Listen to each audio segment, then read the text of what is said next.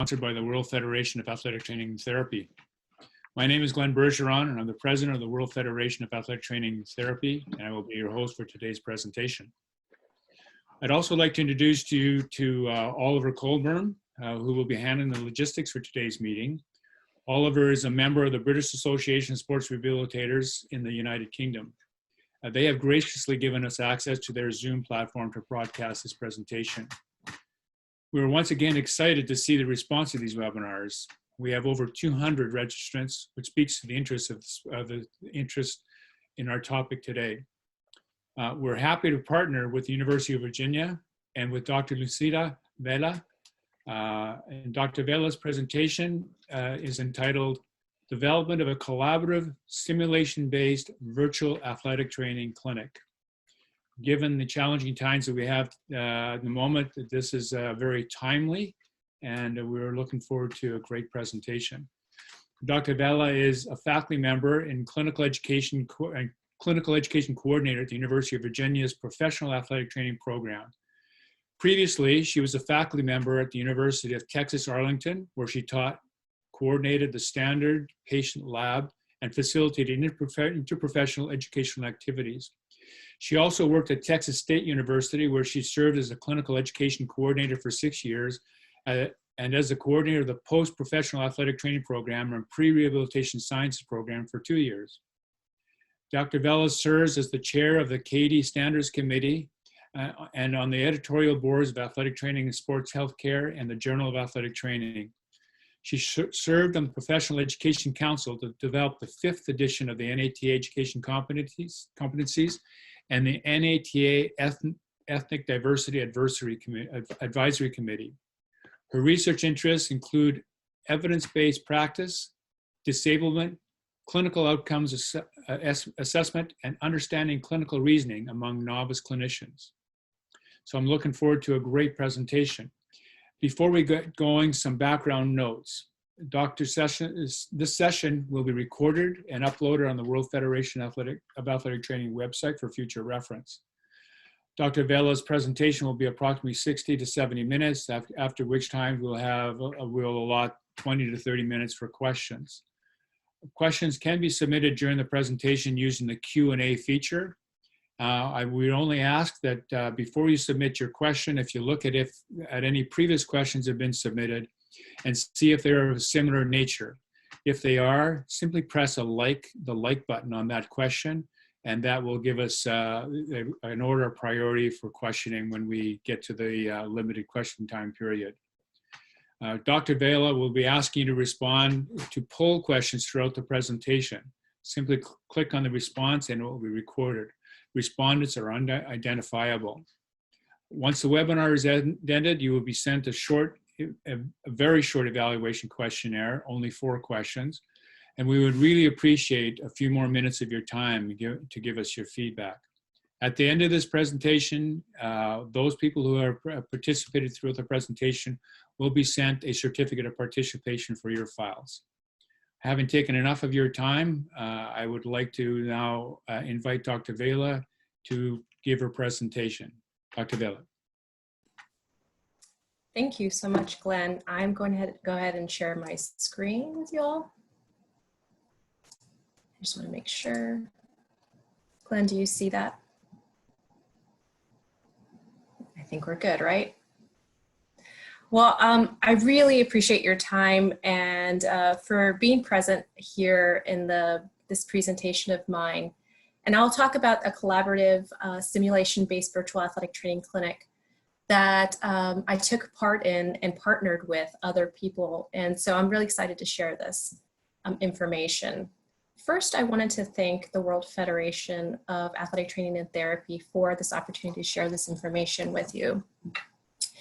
And really quickly, I have 3 main goals today. I want to describe the development process of this virtual athletic training clinic. I want to highlight some successes and some potential pitfalls for you to think through. And I also want to discuss possible ways in which this idea can be applied at other education institutions. But before I even do this, I kind of want to get a temperature of the room and kind of attend to what we're all feeling right now. we're likely here because we're thinking about some interesting alternatives to the typical way in which we approach clinical education.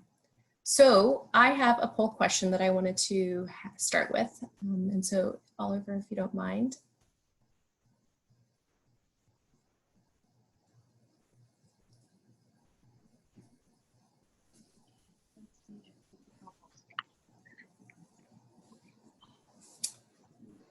So what you should see in front of you is our poll question. And if you don't mind, you can go ahead and answer how you're feeling.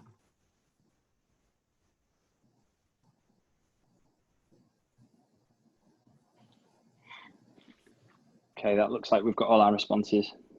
Okay, go ahead. So our most popular response with 55% is that people are feeling stressed. Okay. Do we have any ones or twos answered? No stress or? Nobody for feels like a walk in the park, and 22 people for somewhat stressed. Okay. Well, if there were walks in the park, I'd be asking what you guys are taking because I need some of that at this point in time. And I do want to basically attend to feelings because I do think that the potential limitations that COVID has imposed on the typical way in which we approach clinical education can be stress-inducing. So before I really get going with giving you the logistics and getting into the weeds of what we did in our virtual clinic, I want to first start with a big take-home picture that I want to make sure people walk away with first. And as I sat down and reflected about the clinical virtual clinic that we ran this summer, there was a big take-home point for me, this big aha moment. And what I walked away with was a sense of community.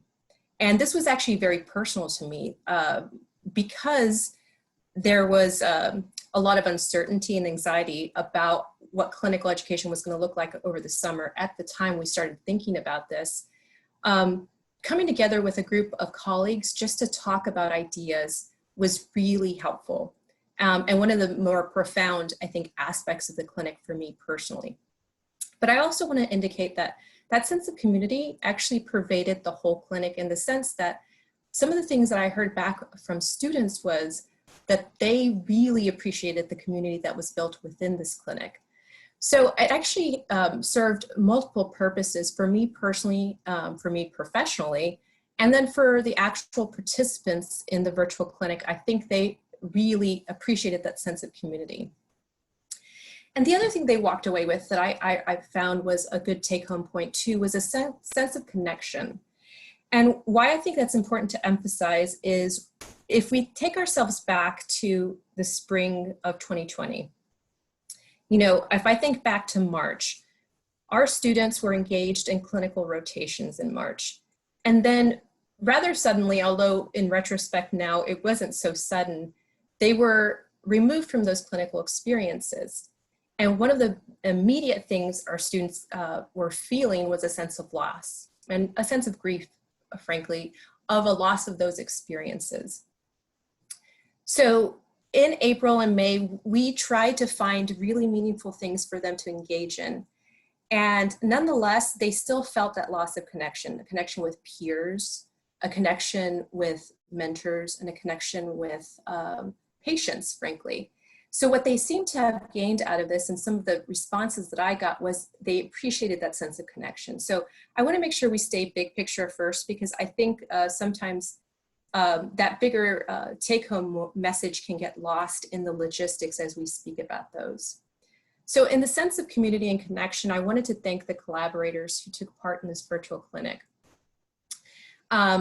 So this virtual clinic was essentially a collaboration between 5 institutions: University of Texas, Arlington, James Madison University, Indiana State University, Old Dominion University, and ourselves at UVA.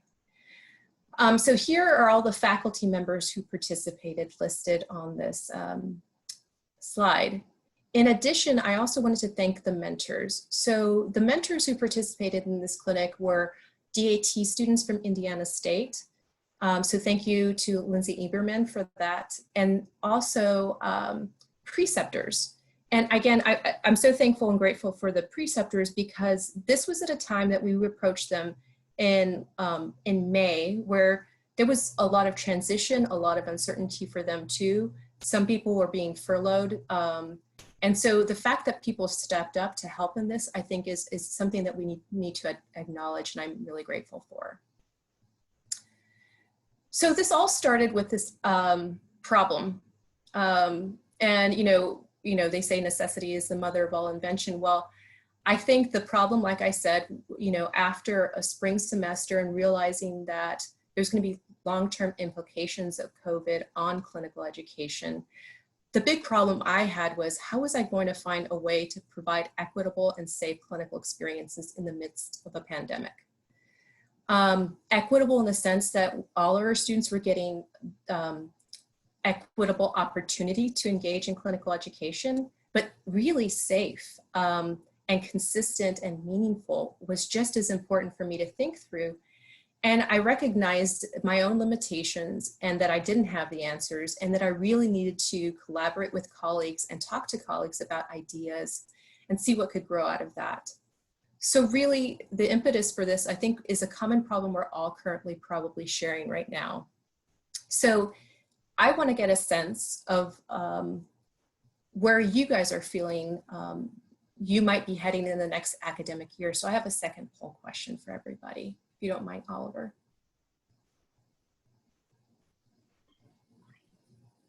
You should all be able to see the poll now. Mm-hmm. And if you could take a couple seconds to answer that.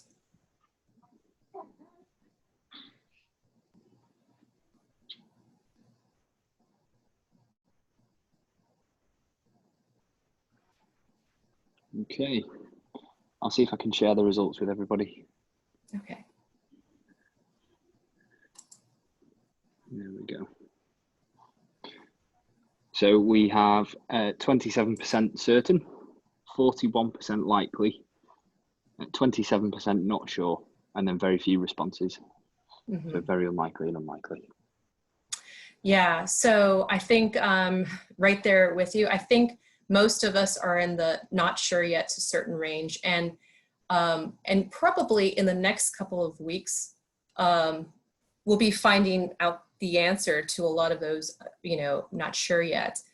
And the other likelihood is that this year, there's still a lot of question marks. So even if it looks like there's going to be clinical opportunities for our students in a face-to-face engagement, the longevity of those and whether or not those will actually be there for the full length of the fall and spring semester is still unknown too. So I think then starting to think about unique alternatives or innovative ways to kind of approach this, I think is really important for us to start sitting down and thinking about.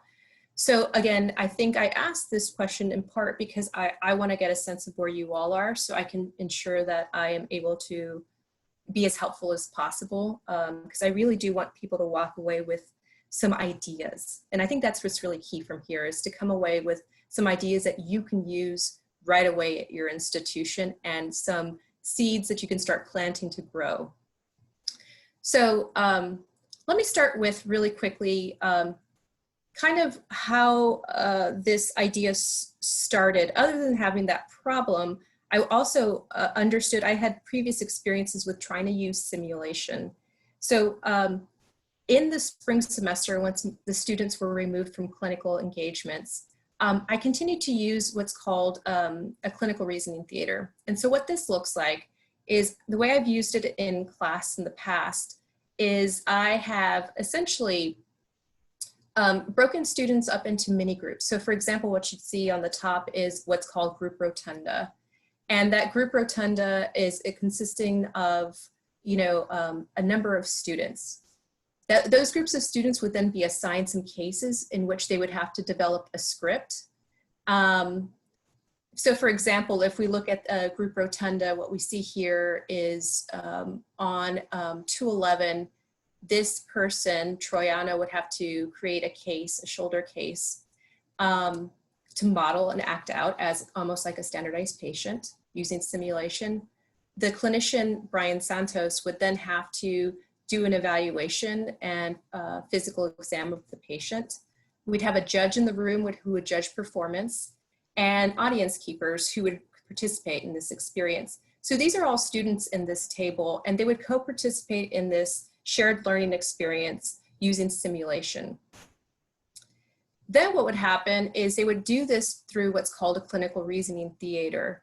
And essentially the clinical reasoning theater asks that the person who's the clinician starts out by doing a patient interview and then takes these timeouts at certain points in time within the presentation or the evaluation rather, to turn to the audience and start to articulate their reasoning and thinking processes.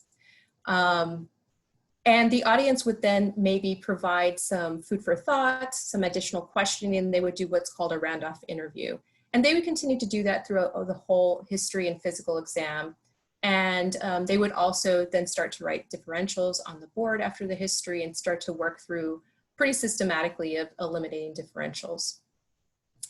So we'd used this idea previously at UVA, and I'd used it at other institutions, and it worked pretty well. But what I found at the end of a spring semester where these students were doing this together, it was feeling really stale, frankly. Part of it was that it was being done in an environment where it was different. I think the students were having to deal with and manage a lot of different realities of learning from home and using Zoom quite a bit. So I knew that an idea like this could work, but it needed to feel different in order for students to maximize their learning experience. So the idea really came about, can we combine resources and create a larger virtual clinic that can use other mentors, other students to engage, to add and inject new life into the simulation experience that goes online. And maybe to even add to the authenticity of the simulation, because one of the other things and why I might have been feeling stale is they knew each other so well that it just doesn't feel as real, and it doesn't feel as authentic when you're doing an evaluation of someone you know and who's having to act out a scenario. So that was really the idea. And it basically made me, came from a realization that I didn't have all the expertise. I didn't necessarily have all the resources necessary, that I really needed to find a way to get an opportunity to share that with others and others to share that with me. So shared energy, resources, ideas, and expertise was really what I was hoping to get out of this.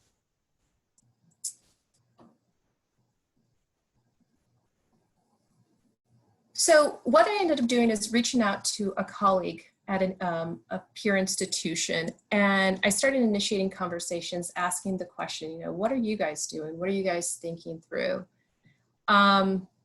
And during those conversations, we came to realize that there are some really interesting peers that we can, reach out to that we've worked with before. And so we just identified a circle of colleagues who we thought would be good colleagues to work with.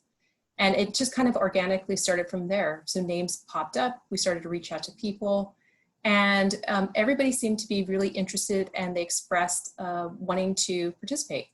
So what we realized was we needed to start having weekly meetings. So starting probably about late April, we took about 4 to 5 weekly meetings to hash out the details of a virtual clinic. And we knew that we needed to agree upon goals, a timeline, logistics, activities, resources, and technology. So those were the major things that we really needed to talk through. And I really loved those conversations. They were so helpful and meaningful because I think the ideas that everybody shared really helped to make this a better product. And so it was very collaborative. So we had those weekly meetings. Within that weekly meeting, we used a living document using a Google Doc to create a clinical education plan for this virtual clinic with goals, a purpose statement, activities, etc. And it was really important that we use that living document because it was an opportunity for everybody to provide feedback, because we only had a limited amount of time in these weekly meetings, that everybody had a lot of work to do outside of these weekly meetings too. And so to be able to use a living document where everybody can comment with their thoughts, with their questions, with their edits was really important for us. And it really was an iterative process. So we came to the point where we felt comfortable enough with the idea and its execution that we could move forward. So what we came to agreement upon was that really there was an ideal 6-week period in the summer for this virtual clinic. And a lot of us recognized that for us, the most meaningful thing was to find a virtual clinic to replace an existing clinical education opportunity that was no longer going to be available in the summer. So what we had to talk about was how do we find the best timeline based on our varying schedules. And I think that's one of the biggest, challenges any group of people coming together from different institutions with different curriculum are going to have as they approach this idea, is how can we find a mutually good time period, not just for the actual virtual clinic. So for us, we found it was starting the second week of June to the end of the second week of July. But also, what time of day were people going to be meeting? How is this going to work out was the other logistic issue we had to think through. So we first came up with a purpose statement, and the purpose statement was to create a collaborative virtual clinical education clinic that incorporates telemedicine and simulation to enhance students' clinical reasoning and decision-making skills. So it's a big purpose statement, but we recognized that we needed to capitalize upon some of the things or some of the skills that our students need to work as a healthcare provider in current practice, but that can actually be done virtually. So the telemedicine, again, I think was a really important aspect. And one that I feel like I was a little out of my depth. I didn't feel like I had content expertise in this. And so we leaned heavily on those people in the group who did. Similarly, other people in the group had a lot of experience with simulation, so we leaned heavily on them as well. So what we tried to do is what were the strengths we each had and how we could share that collectively with a larger group. And that's faculty, mentors, preceptors, etc. So a real quick side tour is I talk about simulation and telemedicine, since those are such important concepts that skills that we wanted to focus on, is we basically recognized that simulation in this virtual environment was pretty much necessary.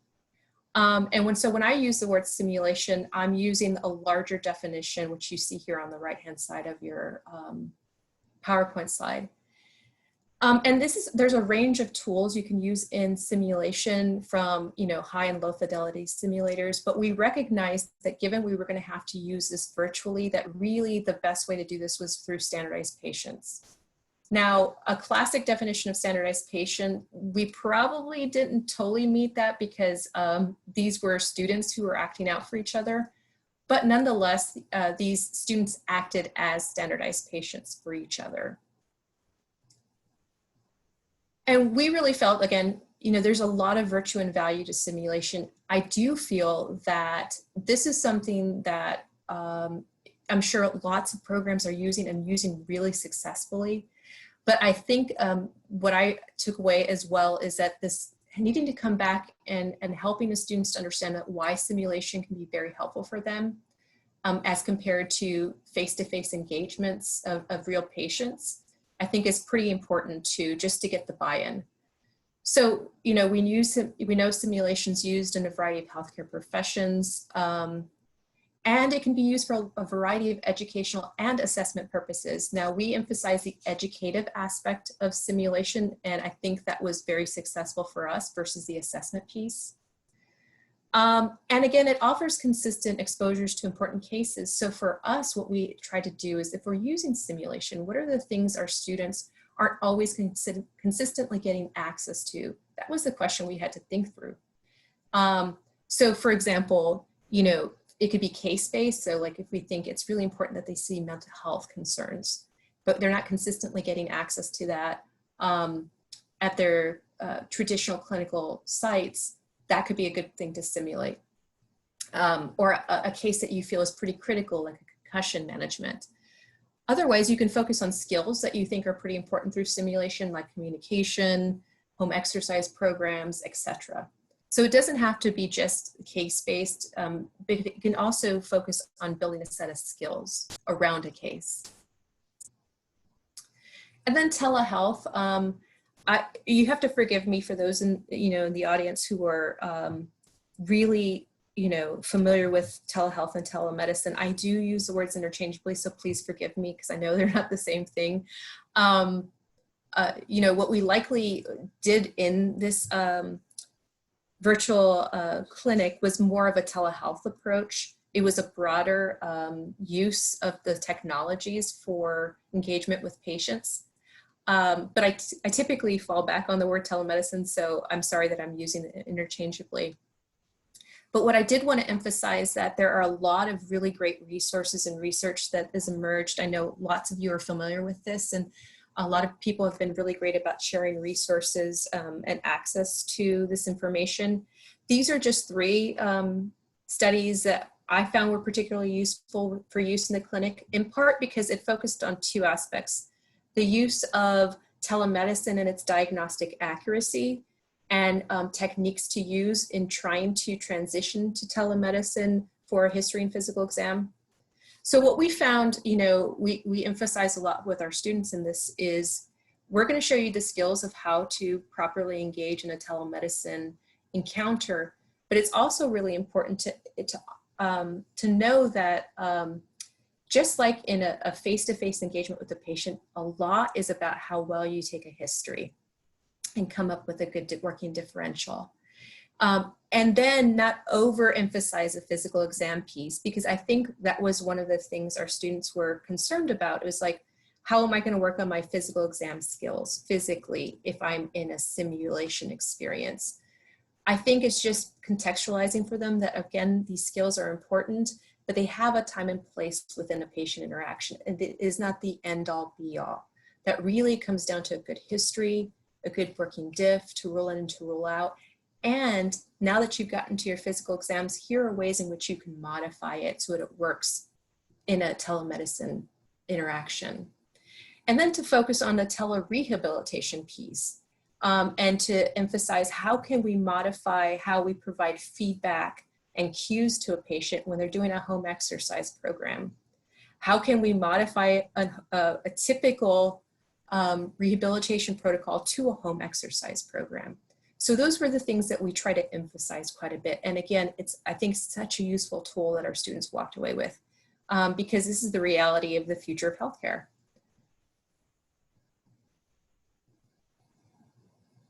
So really quickly, back to the clinic.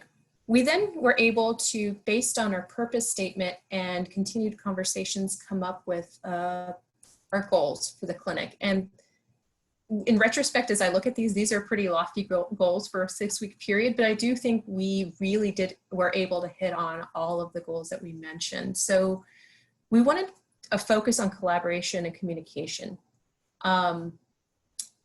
Peer collaboration, mentor collaboration, appropriate communication, those were highly emphasized in this, and I think was one of the big things that our students seemed to really like out of the clinic. We really wanted to focus on exploring clinical reasoning habits. We wanted them to conduct a physical exam, formulate a diagnosis and a care plan in a telemedicine encounter. We wanted them to use best practices in telemedicine, so the actual art and science of telemedicine and how to engage a patient. We wanted them to be able to self-assess and self-reflect upon their own practice, particularly about patient-centered care and evidence-informed practice, and to think about ways in which this experience could then change the ways that they use evidence in the future and in future clinical experiences and rotations. So here's where we're going to take a little bit of a break, and I'm going to stop talking at you and give you some time to think, because again, I felt like what's really important to walk away with this is one idea that worked for us, and figuring out a way how an idea can work for you. The first thing to start with, I think, is an idea of what are the 3 to 5 KSAs, knowledge, skills, abilities, and behaviors that you believe you would want to build a virtual clinic around. What are the things that you're recognizing your students either need more of, experiences or practice or education about, or that you think that you want to continue to emphasize within your program. So I'm going to give you a minute or so just to kind of jot down some of your ideas. If you're willing to, I would encourage you to share those ideas in the chat so other people can kind of see what other people are thinking through. So I'll go ahead and stop talking, give you a couple minutes to think. Oops.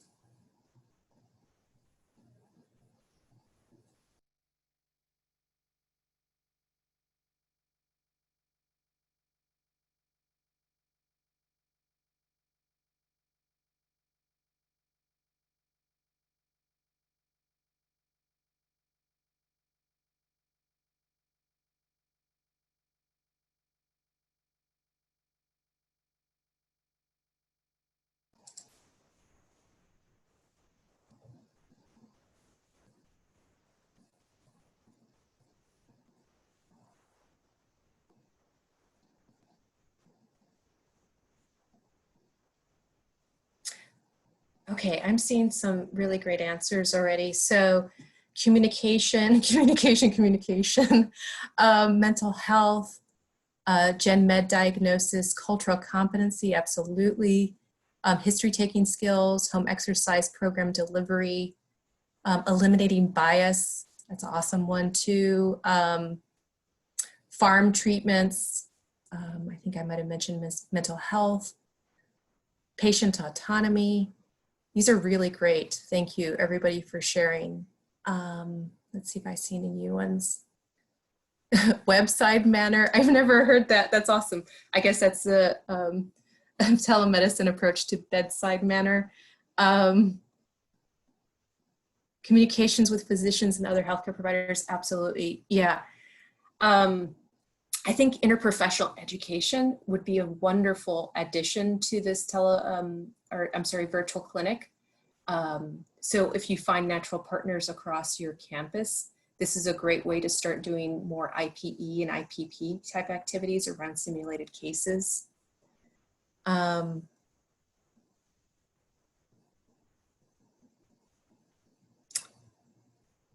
And I'm trying to think of what else I see. Healthcare equity, in addition to cultural competence, would be another great thing to emphasize right now. And I think I know personally, our students are super hungry for more concrete ways to be equitable providers and to help think critically about systems of care.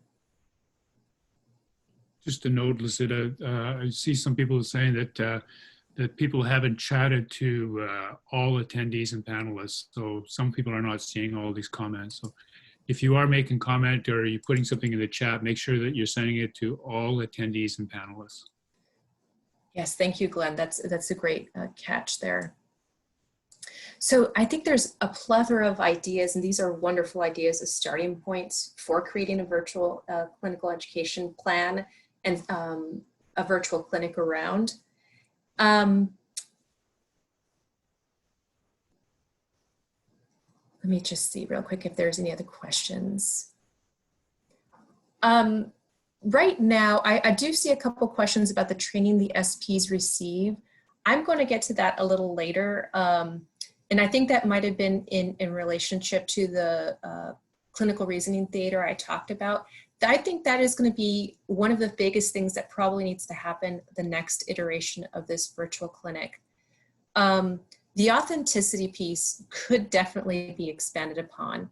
And in fact, one of the biggest take-home points that I think Lindsay Eberman told me that she thought through, and I'm going to give her all the credit for this idea, is that really a more formalized training of the student as both a patient and a clinician is just as vital for this to work well. So yes, formalized training didn't happen other than them being told to try to increase the authenticity through more, practical kinds of sessions where we had a real quick session on moulage, or a real quick session on creating more of a holistic case of a patient that has a lot of complexity to them. But really, I think that was one of the take-home points for us, is that we probably need to be more strategic in the future about that. Okay, so let me shift gears. So you have some ideas of how potentially to create or ideas to build a clinic around. What we ended up doing, I think was really helpful, and I would definitely redo again, is we decided to approach this using more of a learning community approach versus a teacher-student approach. And I think that it engaged our students in a way that was really meaningful for them and made them to have to self-direct a little bit more and to take ownership of their learning experience. And of course, that's good pedagogy generally. I will have to say that on occasions, I need those reminders of what good pedagogy is. It's like, duh, how come I hadn't done this before? You know, created more of a small learning community of groups of people. And so our learning community was preceptors, DAT students, faculty, and students all collaborated together in a learning community. And to create that sense of community, or even what we would call a community of practice, is really what it felt like. We decided that it would be important to keep these groups small. Hence why we had so many preceptors and DAT students engage in this, to be able to allow us to do small group engagements. So there was a lot more discussion, lots more idea sharing, lots more connection opportunities versus like a big Zoom kind of typical, even lecture/discussion, because that felt a little less engaged from my perspective, and was one of the things I realized at the end of my spring teaching, that it just wasn't working quite as well as I'd hoped. So when we thought about this community of practice, we had to identify what were the roles of each person. So we had those 4 different groups of people. So we next started to strategize what are the roles, and we listed out, this is what faculty responsibilities will be if you participate in the clinic. So the faculty were really the group leaders. They were really in charge of scheduling the beginning of the week and end of week meetings. So every week for those 6 weeks, students met twice a week with the team as a whole group. So they would schedule those meetings, they would start to lead those meetings, but it was really a discussion. We created the content for the mini encounters, which I'll talk about what that means a little bit more. We provided a lot of feedback on the case development. And we were the go-to people for logistics and issues. So if there was a question about how to use a certain technology, we were the go-to person for that. The preceptors' roles, as we wanted to capitalize on what they can bring to the picture, was a lot of real-world experiences. So we put them in charge of doing a couple of things. A few of the preceptors we approached to say, could you create a video that describes your setting?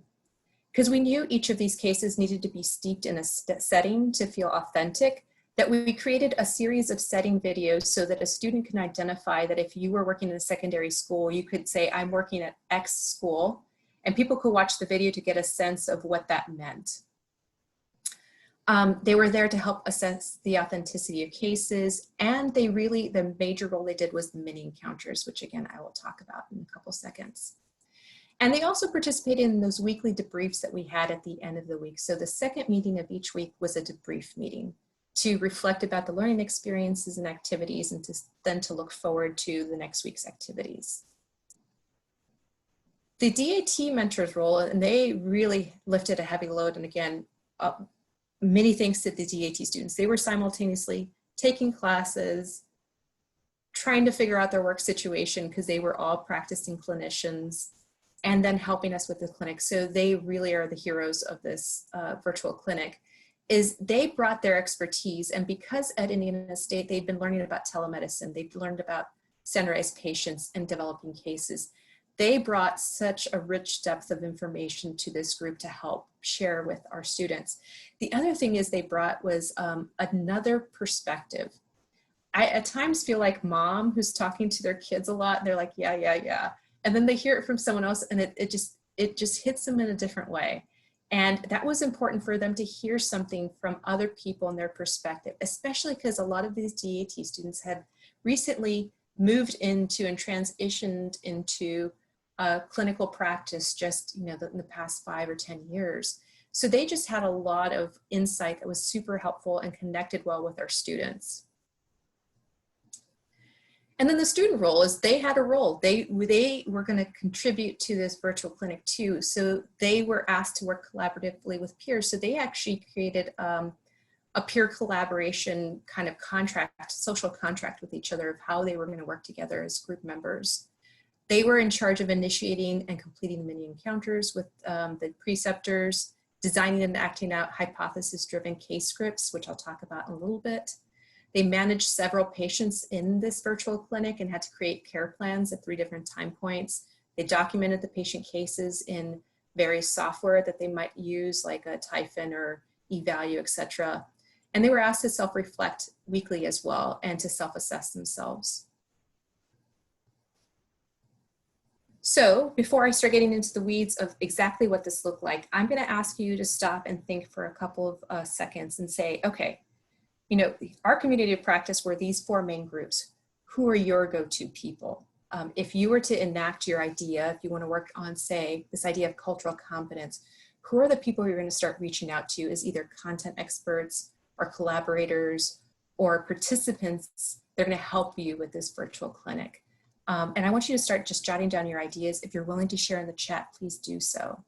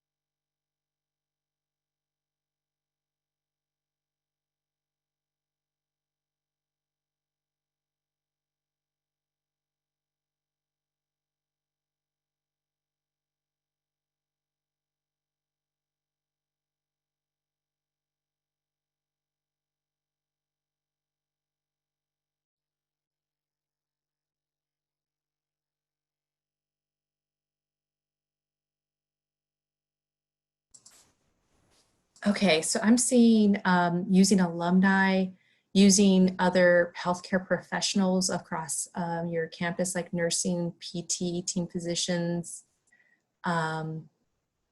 counseling, social work, awesome ideas, student health services, absolutely, local free clinics, other AT programs, absolutely, reaching out to people you've worked with before or you've established relationships, EMT paramedic programs, post-professional graduate students, absolutely.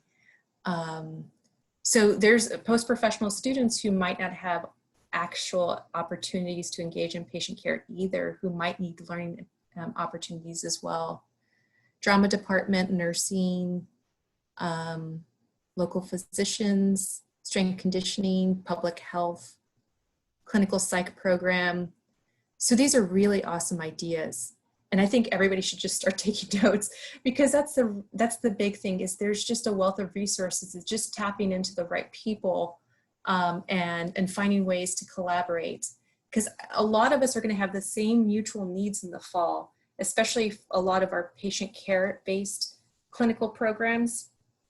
And let's be honest, as athletic trainers, we may have more limitations than others. Hospitals will still run. Physicians will still have places to be placed, or medical students, for example. Because a lot of what we do is based around sport, you know, and it doesn't even mean that's all based around sport anymore, but, you know, this is what's really introducing a lot of that uncertainty for us. So I think finding those who are still needing opportunities is really key. Dietetics, Lori, thank you for mentioning that. I think I saw a question from Lori as well regarding, and that was asked to be placed in the chat box, but I'll come back to your question, Lori. Okay, so really great thoughts. So this is how we decided to use this. Because we wanted to create a community of practice, these were our major groups of players. We knew we had 10 faculty members. So if they were the leads of each group, we'd have 10 learning groups. We had 20 preceptors, so 2 per group, 22 DAT students, and then 33 students to help out. So what we figured out was going to be the best approach was to do the following. If we put 1 faculty member, if you look at row number 1 in the table on the bottom, with 2 preceptors, 2 DAT students, 3 to 4 students, we could actually create this really great, meaningful, small group setting where people met weekly together and learned from each other. And I thought that worked really well. Does it have to look like that? Absolutely not. It could definitely be bigger. It doesn't have to be that small. But I think for the first time, since this was us trying it out for the first time, that small environment was really helpful to kind of navigate. Because we focused the standardized patient cases on lower extremity, because at that point in time, all of the students who participated had already had their lower extremity classes, so that was the consistent application. We decided that each student would then get assigned a different case in the group. So for example, the UVA student would get assigned the hip and thigh case. UTA student would get assigned the knee case, etc. And each of them would get a different setting so that we could help to diversify the clinic too. So that every group had a diversity of cases and a diversity of settings in which that person would practice.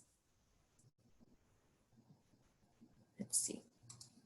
Okay, so this is what it'll look like. So we did the group assignments. Then we decided, okay, this is what the learning activities are gonna look like based on our goals. The first 2 weeks, we wanted to focus on the case development. How do you develop a really good case? And we felt like if you're able to create a really good case, that means you know the subject matter. But in particular, again, Lindsay, again, the really great idea from her, she identified that using a hypothesis-driven case script could be really helpful for also looking at the clinical reasoning patterns of our students and some flaws. We also focused on mini encounters. So a lot of this was about the first 2 weeks getting oriented, building a good case, learning about telemedicine, starting your mini encounters with your preceptor. And then what we transitioned to for the last 3 weeks of the clinic were to start having the students act out their cases. And it's called a progressive standardized patient case and a hypothesis-driven standardized patient case, because there's 2 different aspects I'm going to cover in a couple of seconds to understand what those 2 terms meant for us. But essentially, each patient would act out their case at 3 time points. The initial history and physical exam, when they would get patient education and referral, a follow-up eval with their home exercise program, and then the follow-up eval that led to the discharge or return to play. So we wanted to ensure the students not only got a chance to create a case along 3 time points, but they were also able to manage a patient across 3 time points and create a good care plan that way. So it kind of helped us to start from beginning to end of a patient case. Let's see. So this is what it kind of looked like if from week 1 to 5 on the bottom. So the first week, you know, they would meet with their group at the beginning of the week. They'd work on their case. They'd do a mini encounter. They debrief and reflect at the end of the week. Week 2 looked very similar. It's upon week 3 that they had to start also serving as an actor and a clinician. So their roles got a little bit more complicated weeks 3 to 5. So let's see if I can break this down in a way that kind of makes sense. This is what a weekly schedule looked like for them. So what would happen to them, for them, and I think this is actually was helpful for them, was to give them a week-by-week schedule so that they understood their obligations to this clinic and what their week would look like. Is essentially, if this is a, you know, week's 2 activities, on your own time you were doing the following activities. Together you were doing this with your learning group or your community of practice. What you were doing with your preceptor, what you were doing with other people, and what you were doing and turning in at the end of the week, like your case, your reflection log, etc. This was helpful for getting them organized, but it's also, I think, was really helpful for us as the persons leading the groups, just to make sure we were all on the same page. Because again, you have 10 different groups, you have 10 different variations of what could have happened. So we created an analogous version of the student schedule to a mentor schedule so that everybody was on the same page there too. So this is what the mentors saw. This is what we were going to have them do week to week, that kind of interfaced with what the students were being asked to do. And again, we created these tables and documents all within a Google Drive, so everybody had access to. So let me talk a little briefly about the actual activities. The mini encounters, our focus on the mini encounters was about communication skills. That was really what we got out of it. We didn't call it a focus on communication, but that's what we essentially ended up finding out it was. So what they would do is they would first learn, they would watch a video that was created by one of the faculty members and shared publicly with all of the groups about a skill, a micro skill, if you want to say, that was about communication, that was pretty important for clinical practice. They would watch the video, set up a time with their preceptor. The preceptor would have a scenario they would act out, and then they would engage in a kind of like a 10 to 15 minute interaction in that scenario.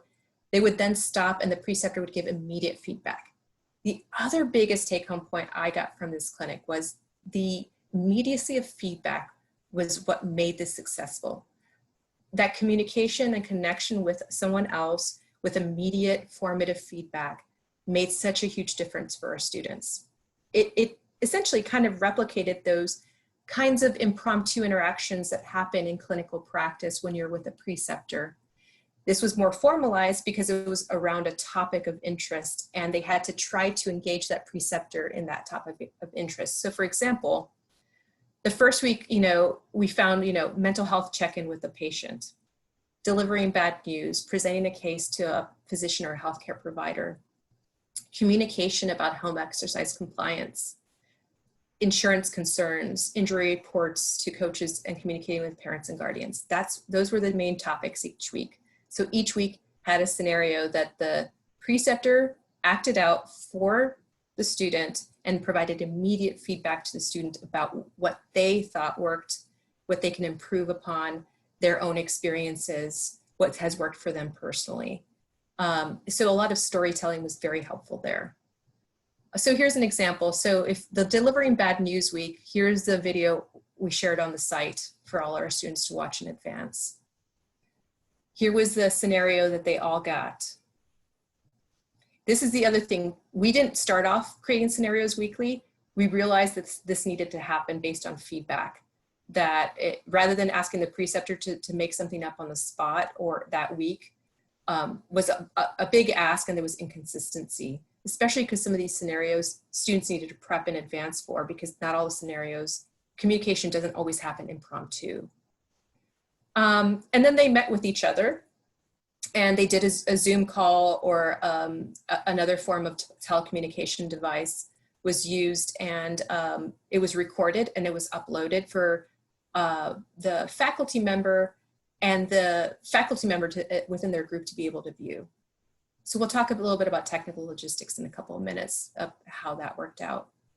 So that was kind of the idea there. And so each week they had a mini encounter with the preceptor.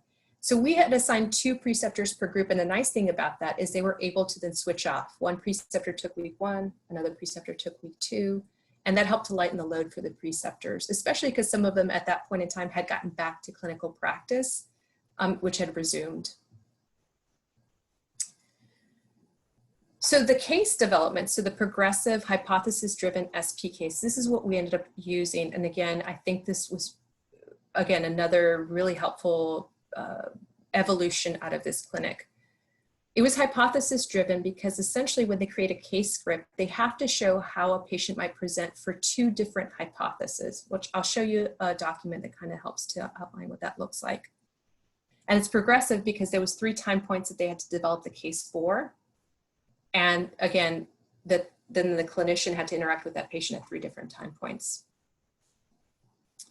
So here's an example of our 3 students. If we had each of these 3 cases and in each of these 3 settings, this first student, the hip and thigh case student, would act out their case for not just for the other student who did the knee case, but also for the lower leg, ankle, and foot case, and vice versa. So essentially, they acted out the scenario for 2 other people, and then they got to manage 2 other people's cases in their group. So that's how essentially as weeks 3 to 5 worked out. In addition, because this was their second go around, all of the students had already had lower extremity evaluation and diagnosis and intervention course. They were asked to try to develop more complex case, not the typical hip and thigh case that's pretty simple. So they weren't trying to be obscure, but also create some other aspect that made the case more complex? Was there a concomitant issue, underlying health condition, a mental health concern, something else that that clinician needed to be able to tap into to provide really appropriate patient-centered care?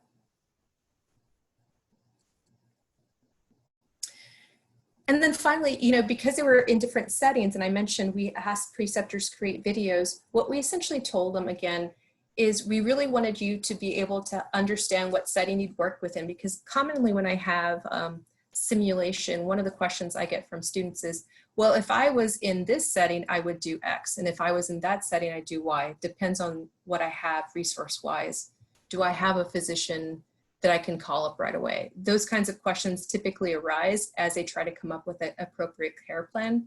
So again, the settings videos were to provide context for the people so they know what a person in that setting typically is able to do. So we asked some preceptors to create a setting video that described all of the following characteristics for the students so they can create more authentic scripts.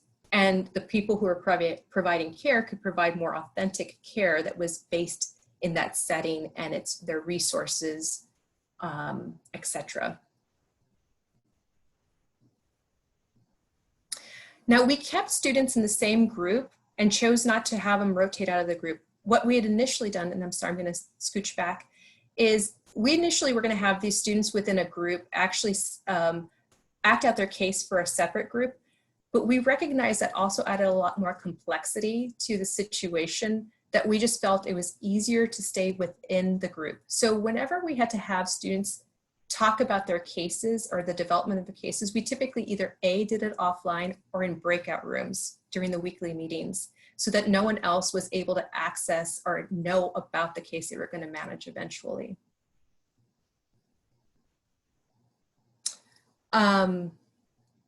Okay.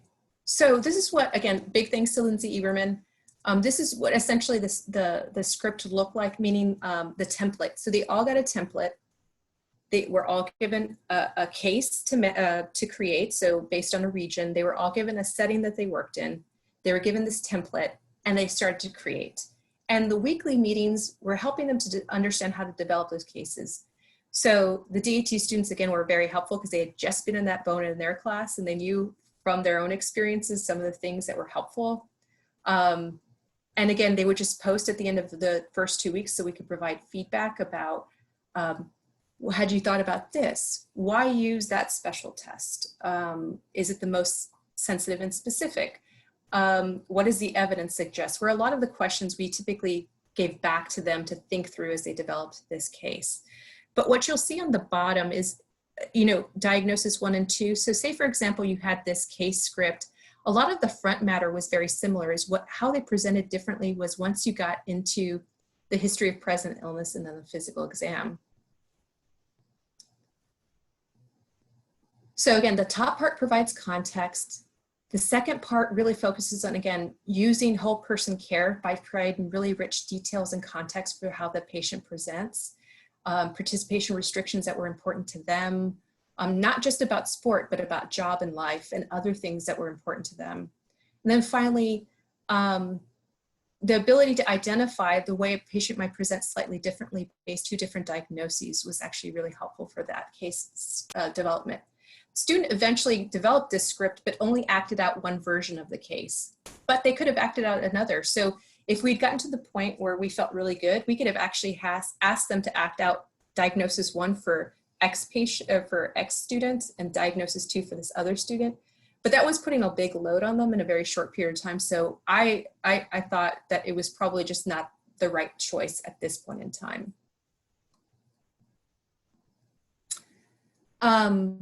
So this is what a sample script looks like. This is one I created as an example for students to see. It's not perfect by any means, but it was just a starting point for them to understand what we expected, and maybe how 2 different cases might present differently if you had a tarsal tunnel syndrome versus a plantar fasciitis. So that was a good chunk of work for them. And I think a lot of those thinking skills that came out of this were really helpful.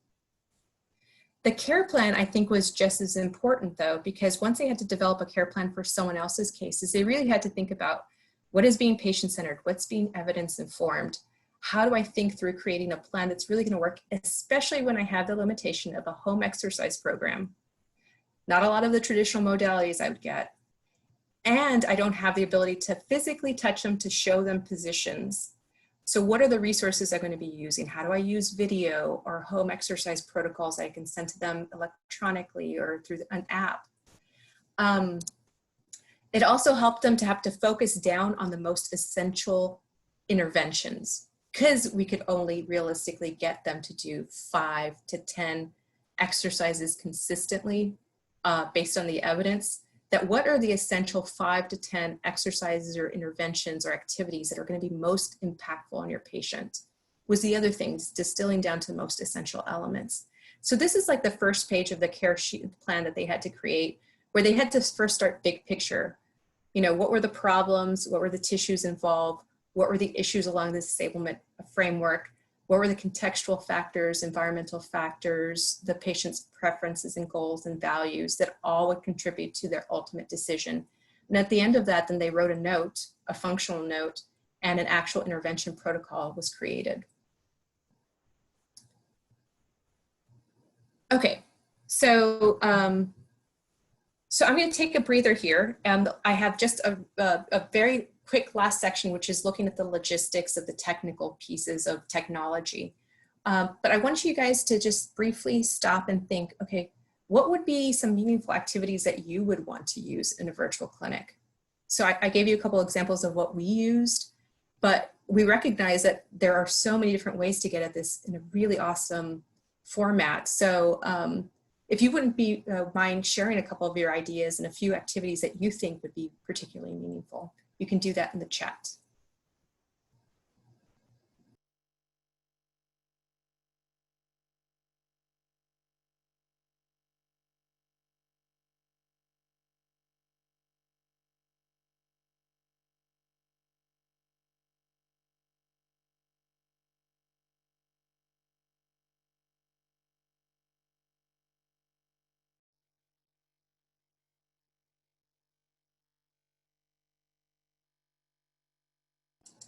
Okay. I see cultural disparities in healthcare.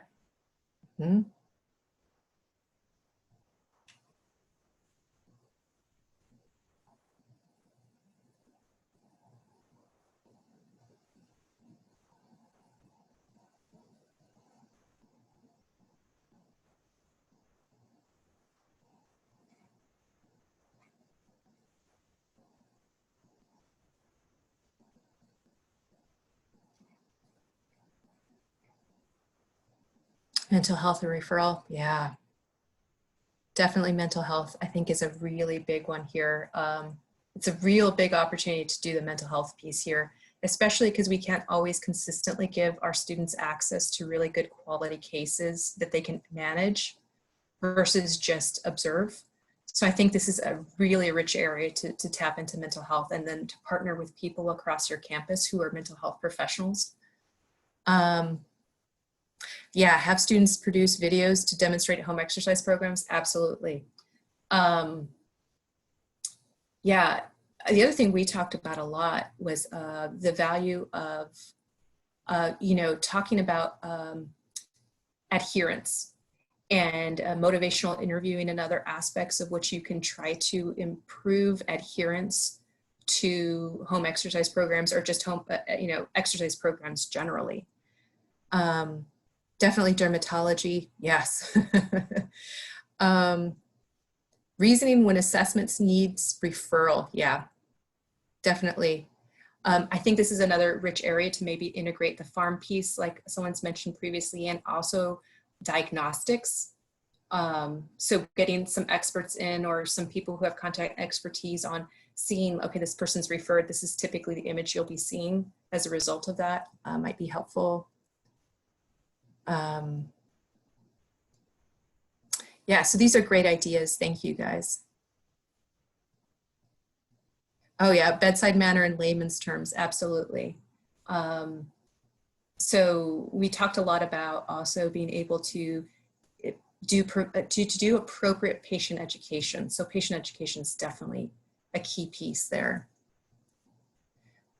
These are great ideas. So let's talk about the technical logistics. So if you're getting more than one group involved in this, like more than one institution, you really have to think about learning management systems, online meeting platforms, all that fun stuff. How are we going to communicate amongst our various groups? So here are the strategies we used. Google Docs and Google Sheets. Lifesaver for us. You can share, they can edit, everything. So what you see here is they got broken up into 10 learning groups, right? And so for those 10 learning groups, there was a different sheet. And each sheet had each week's activities that were due, and they were entered in and hyperlinked for the faculty member. Now they each had to sign an honor code and sign like a social contract that they weren't going to view each other's work, because we left these documents open for anybody to view in that group. But what that allowed us to do was it allowed me as a faculty member to see what they were doing to provide feedback within the document. But it allowed the faculty member from their host institution to then be able to see what their students were doing. Because this could be tied to a grade at their respective institution. We very clearly decided at the beginning of this, we're not grading each other's work because this is not the point of it. This is about formative feedback. It's not about assessment. If you want to assess your students' work, you can absolutely do that separately as long as you make it clear to your students what you're doing and how they're going to be graded. But here are the products, and you can choose to grade those offline. But rather than having them have to post products in multiple different places, you could post them all in this one place that we can all get access to. So that worked really well for us. This also means like links to meetings or links to the videos of the performance, because all performances were captured via video that we could view. We also use those weekly log sheets. We created additional links on the bottom so I could give feedback to the students, food for thought, links to resources. You know, one topic we talked about a lot, you know, in 1 week was how to use prose appropriately as part of your decision-making process. So what's the pro you're going to be using in your patient case? And so finding those resources, for example, or even resources for existing videos that they could use as part of the home exercise program. We also realized that there needed to be a centralized learning management system. And so what we basically created was, our institution uses Canvas. So I created a Canvas page and shell that had modules with all the data, you know, not the data, but the information like the videos for the mini encounters, you know, all the activity hyperlinks, etc., in a centralized place that didn't require a person to log in. It was a publicly accessible site. So they were just given a link that they can access. So that means preceptors could do the same. That means the DAT students could do the same. So there was no login. We had tried the login thing, but it just proved to be problematic. So just use it this way. And again, here's just the picture of the modules week to week. You know, the kinds of hyperlinks that were there for them to learn about new topics. So lastly, the focus was on assessments. So how are we going to know that this was a meaningful learning opportunity? So we wanted to look at some assessment pieces. So we had them do a weekly reflective journal to self-assess themselves on milestones and also to self-assess their performance on their encounters and identify areas for growth. We had them do a cooperative learning assessment at the end of the clinic. How did they work well as part of a community of practice? We had them complete a confidence scale pre and post. So I wanted to give a shout out to Kirk Armstrong for allowing us to use that scale. 17 items, it's really quick. It was just put in Qualtrics and they could do pre-post. And then they assessed their DAT mentors post-clinic as well. And this was an assessment that was added on as per request of Lindsay, because her DAT students did just an awesome job. So really quickly, I wanted to share some quick outcomes data that we found from this 5-week intervention. Essentially, once we measured this confidence scale, which I wanted to show you really quickly, 17 item scale on a Likert scale from 1 to 5, that measured confidence in various aspects of physical exam and patient care. We found that there was a significant improvement in a Wilcoxon sign rank test of pre and post confidence scores amongst the students, and it was statistically significant. So they felt more confident in their patient care skills as a result of this. We also got some meaningful feedback from these reflection pieces, and here's some quotes that I got that were really, I thought were very impactful. These quotes focus on cooperative learning. What you see within this is their realization of how important it is to work as part of a team, and how to create a team proactively, not just to passively just have a team, but how do you go out and seek these people that you want to use as part of your team or your mentor system. And they were able to interact with students from other programs. I think was really helpful to get their perspectives, their approaches, because each program might have a slightly different philosophy. So I think that was really meaningful for them as well. And this is one, quote I chose about decision-making that I wanted to share with the group. So since COVID-19 has turned everything upside down, I felt my skills as a clinician took a turn because I wasn't getting any hands-on person experience, and I was worried I would lose what skill I had to complete an evaluation of an athlete. However, during both SP evaluations, I found that the steps started to just come back naturally, and I didn't feel so stressed about missing anything. It was a major boost of confidence when I was able to develop a differential diagnosis for both cases. That was exactly what the athlete was experiencing. I also felt my interactions with the simulated patient flowed very well, and I didn't feel awkward or inexperienced in delivering education and instruction. So, and this is not like just one student saying this, a lot of students had very positive things to say, which from my perspective was one of the most meaningful things as well, is that they walked away feeling like this was really important and useful for them.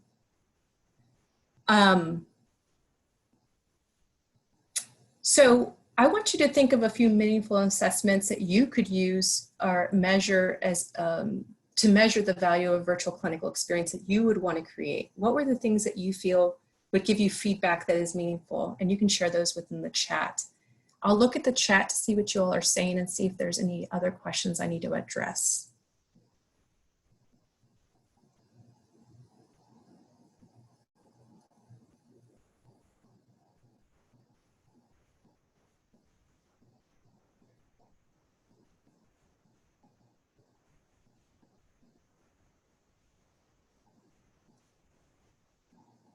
Yeah, so, the struggle on self-reflection is one thing I'm hearing. Patient satisfaction, other group feedback, absolutely.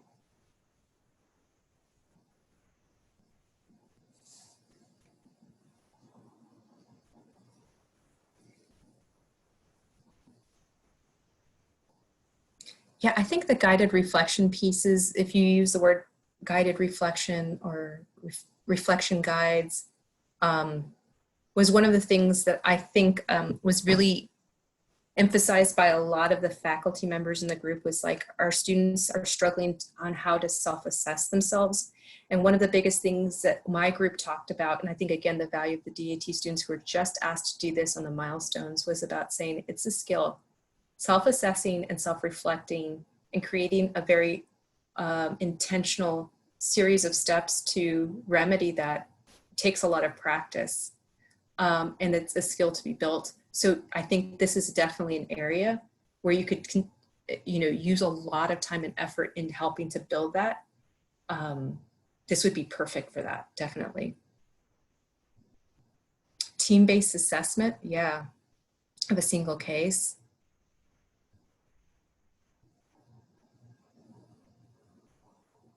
These are great ideas, thank you. Video logs, yeah.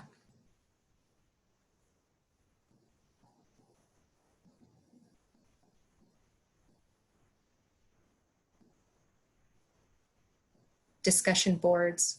Mm-hmm. We actually removed discussion boards just because it started to get really busy, but that could definitely be a piece to add on for a longer engagement, or an engagement that doesn't feel quite as short or busy, definitely.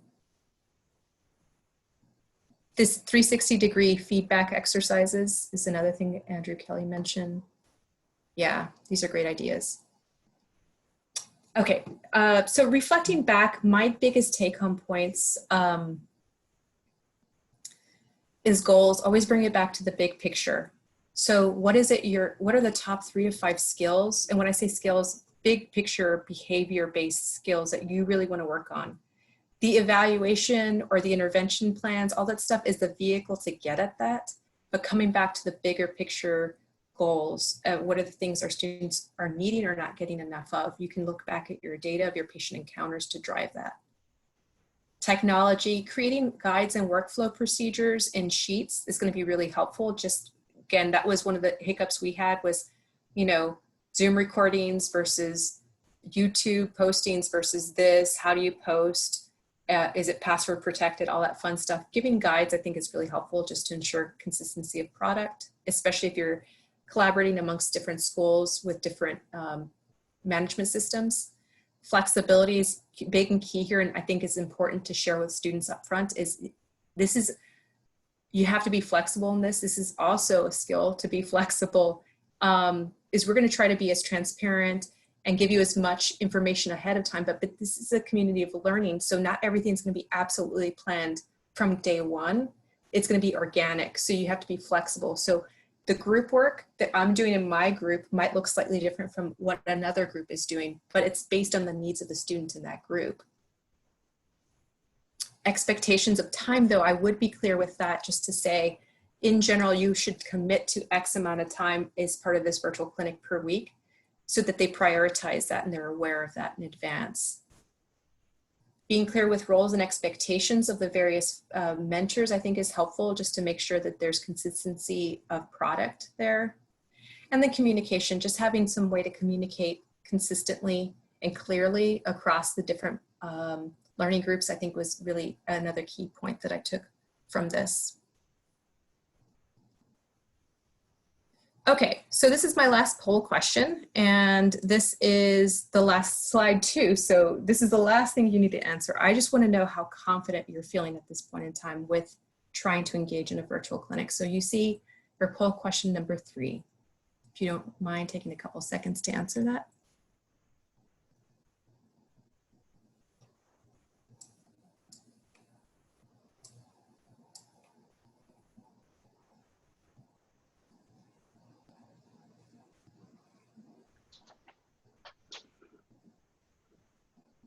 Okay, so that looks like all the responses. Let's share that with everyone.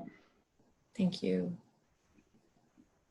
I'm so sorry for those who are not feeling at all confident. I'm happy to answer questions. This is still work to be done, so I'm hoping that most of you would be in that middle range, so that's perfect. I just want to encourage you to think that a community is where you're in it, of fellow practitioners on other programs, lean on each other, use each other's resources and expertise. You can't do this all alone, or you can, but you don't have to do this all alone. So please try to reach out to others, and you don't have to have it all solved now. It can be organic, and you can develop it as you go and use each other's ideas to really propel yourself forward. So with that, I want to see if there's any questions.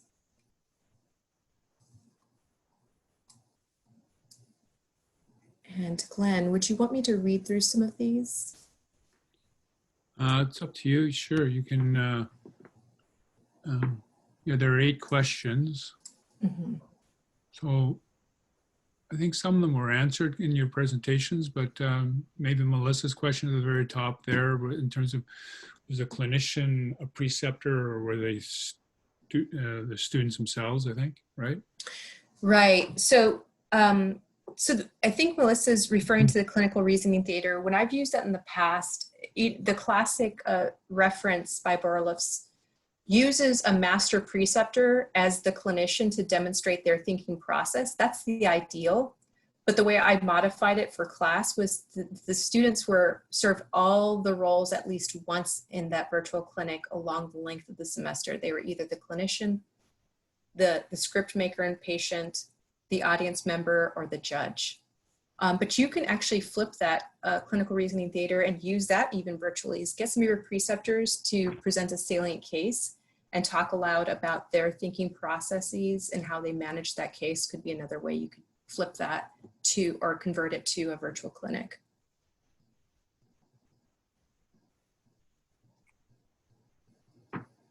Let's see. Question about what type of training did the simulated patients receive? Yeah, so I think again, for our students, I think that's where we probably need to emphasize a little bit more. They really didn't get any more training than the first couple of sessions and, you know, the Monday meetings we had at the beginning of the week to talk about authenticity and fidelity. But it was probably not enough because when they acted out the cases, in some case, they didn't seem to bring as much of the background and complexity of the case to, or the patient to the acting as they could have. And so I think that's an area for growth next time we would do this. But there are resources for training standardized patients out there. There's nursing is a really rich area of information. They've created, forgive me, I think it's the CCNE has created like this 8-part series of standard simulation from A to Z essentially. I don't have the reference off the top of my head, but there are definitely resources out there on how to appropriately train a standardized patient.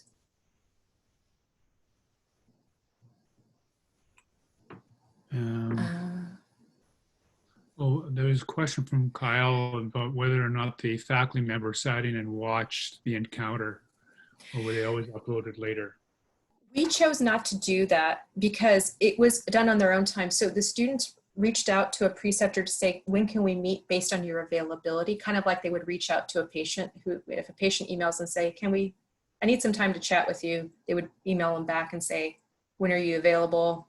They would send a link, all that other good stuff.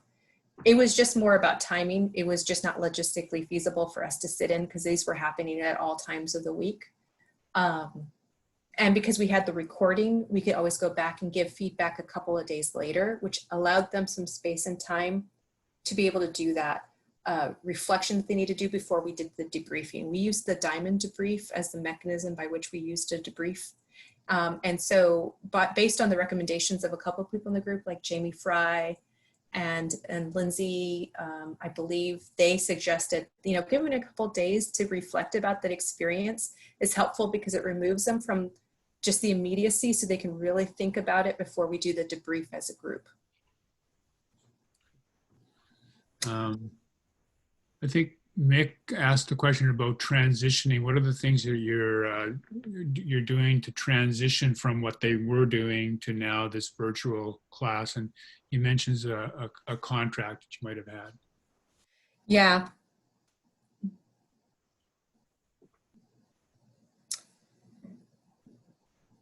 You mentioned the contract. Oh, the social contract. Okay. Mm-hmm. So the social contract was more about how do we agree to work as part of a team and team members in our small group work. But that is another thing in hindsight I could have done better, and maybe we could have all done better, is prepare our students for helping them to understand why this clinic, why this format, why this is important and just as meaningful. I think we try to do it along the way. In hindsight, I don't know how I would approach this again for the first time. Now that our students have experienced it once, they kind of understand the process. But now that I think about our level ones who are emerging right now, this might be the first time they're going to have to do this. How would I go back and prepare them for this? I have to honestly sit down and think about that a little bit more because I don't know that they recognized the time commitment. That was the big thing. I don't know that they realized how time intensive this is going to be. Yeah. We didn't compensate anybody for this clinic. We were very lucky but I think that's the strategic part of figuring out who your right partners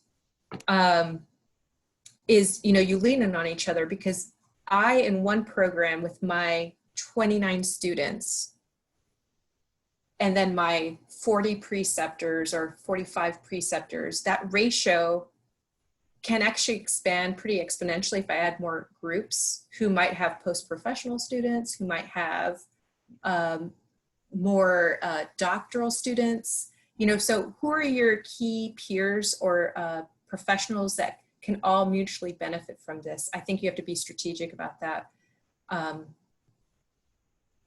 We were just really lucky with our preceptors at the very least who just said, yes, we're willing to do this for no compensation. But that might be something that you're also thinking through as a way of thinking about a budget. How can we give little gifts or kudos for everybody?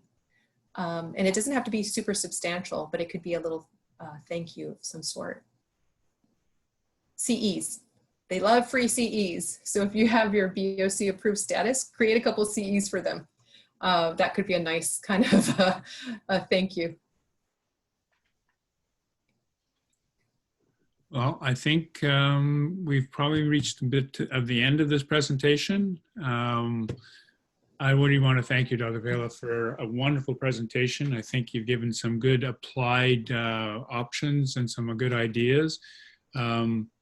I think just in terms of the participants, as I indicated, the presentation will be downloaded on the World Federation website. If you want to go back and review it again. I will talk to Dr. Vela about maybe getting hard copies of some of the forms that she's got, and maybe we can upload those so that you can access them as well. And there is a request about maybe trying to get some of the chat comments. So we'll look at the chat comments and try and condense some of those comments and see some of the things that were in list form, some of the great ideas that were brought forward. We'll condense those and again put those into a document that you can access on our website. I want to thank you again, Dr. Vela, for doing this. And if you'll just allow me a quick second to give you a bit of a commercial about the World Federation. It's an association of associations, and we are celebrating our 20th anniversary, and we're dedicated to the promotion of the profession of athletic training and therapy worldwide. Our membership categories include national associations that are promoting the profession within their own countries, as well as academic institutions. So if you fit in any one of those, particularly from the academic institution one, based on the style of this presentation, if your institution wants to be a member of the World Federation of Athletic Training, it'd be great. We currently have 29 academic institutions, and our membership is actually representative of 12 different countries over 5 different continents. So we have quite a reach, and we're getting more and more of a reach. So if you're interested in joining the World Federation as an academic institution, go to our website. There's an application form there. The academic institution committee have their own little communication community. They have a private website that they will communicate and get a lot of the ideas, and some of them that we are getting here today on that particular website. So feel free to do that. If you're an individual interested in the global promotion of athletic training therapy, please feel free to get through to us through our website as well. And make sure you follow us on our social media. This is how some of this information is getting through. So Facebook, Twitter, and LinkedIn and Instagram are all social media sites that we work with. So go and have a look at them. Click on us and follow us so that we can continue getting good communication. Thank you again, Dr. Vela. Our next webinar, just to give you a second commercial, is on August the 4th at this same time. And it will be Dr. Paul Geisler again. He will be giving a follow-up presentation to the one that he gave initially, which was programmatic assessment in a remote world. And this time was going to be more applied. It's going to be entitled Introduction to Item Writing and Microsoft Forms for e-assessment in athletic training and therapy. So he will actually be looking at how to actually implement some of the forms that he was using. I want to wish all of you the best in these challenging times, and please take a few minutes to respond to the questionnaire. It really does help us out in terms of getting other ideas for webinars going on in the future. So thanks again to Basrat for the Zoom platform, and to Dr. Vela for the presentation, and to all of you for attending. Thank you.